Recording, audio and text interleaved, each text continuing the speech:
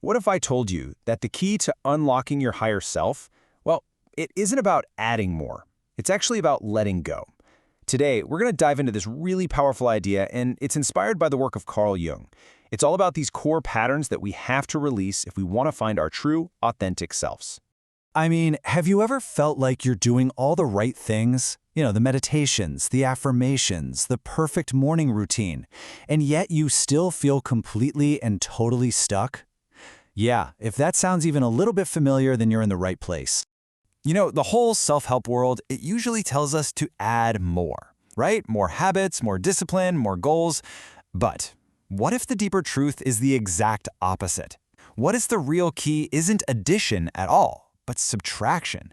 It's about removing the things that are keeping you small. And this next idea really illustrates why that's so important. There's this fantastic metaphor that puts it perfectly. You cannot put clean water into a contaminated tank and expect it to stay clean. Something has to go. It just makes so much sense, right?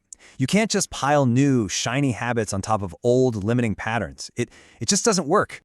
So, the big question is, what has to go? Well, that's what we're here to talk about.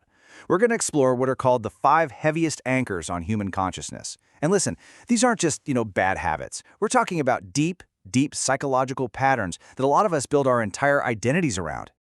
All right, so before we jump into the big 5, let's just take a second to unpack the core problem here.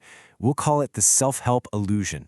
It's this belief that just adding more positive stuff on top is the answer, when really it's often not. You got to clear the ground first, Okay, let's get into it. The first of our 5 anchors. This one is all about releasing that social mask, and more specifically, letting go of that deep need to be seen as the good person.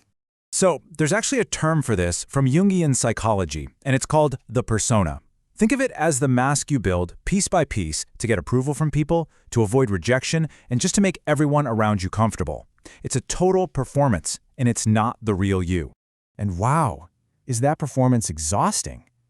I mean, it's just so draining. There's a great line that says, "Performing goodness is one of the most exhausting, low-frequency ways a human being can move through the world." Just think about that for a second. Think about all the energy it takes to constantly manage how other people see you. So here's the kicker, the really crucial point. The driver behind this whole performance, it's not love. It's not integrity. It's fear, plain and simple. It's the fear of rejection, the fear of being truly, actually seen. Okay, so how do you know if you're actually making progress with this? Well, here's a really solid, tangible sign that you're releasing it. You can disappoint someone. You can set a boundary or say no, and you feel okay. You feel stable, grounded. You don't have that frantic need to explain yourself into a pretzel. That feeling of stability, that's what higher consciousness actually feels like. All right, moving on. Next up, we have releasing mental projections. Now, this section is actually going to cover the next 3 anchors on our list because they're all connected. They're all about learning to see what's actually there instead of the stories our minds just project onto everything and everyone. So we're going to break down these 3 specific projections. First, there's the compulsion to fix, save, and heal people. Then, there's the attachment to being understood. And finally, the fantasy of who someone could become. Okay, so anchor number 2 is being the compulsive helper. And look, this usually isn't about selfless service. It's actually a form of codependency that's rooted in our own need to feel needed. The real goal is to shift from that to genuine service, which comes from a place of fullness, of choice, not from a place of lack. Now for anchor number 3, the need to be understood. This one's subtle, but it is so powerful.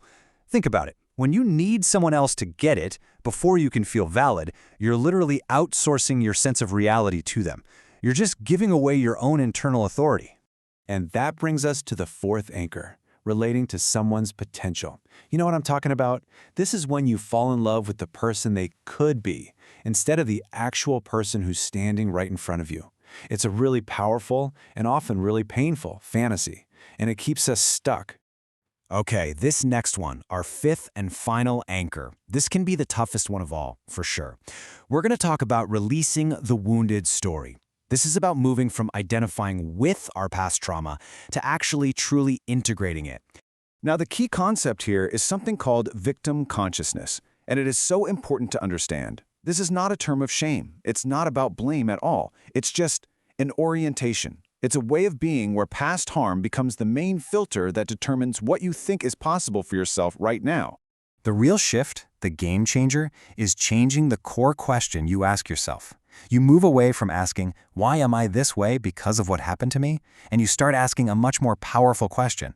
Who am I becoming through this? That is a huge, profound shift in perspective. And how do you know you're releasing this one? The sign is when your wounds are, yes, a part of your story, but they're not the headline anymore. They're a chapter, for sure, but they are not the whole book. So, after all this, what does this process of letting go actually feel like? Well, I'm not going to lie, it's not always easy.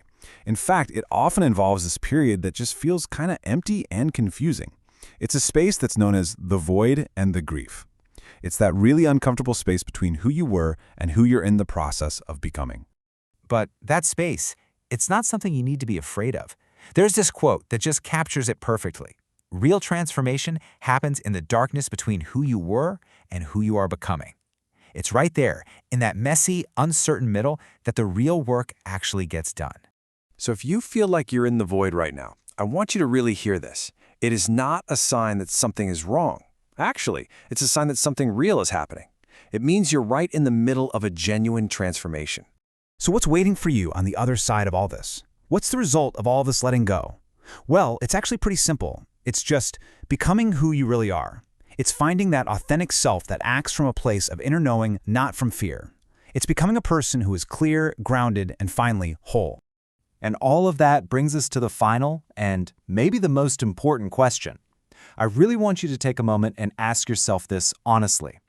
After hearing all this, which one of these identities are you ready to release first?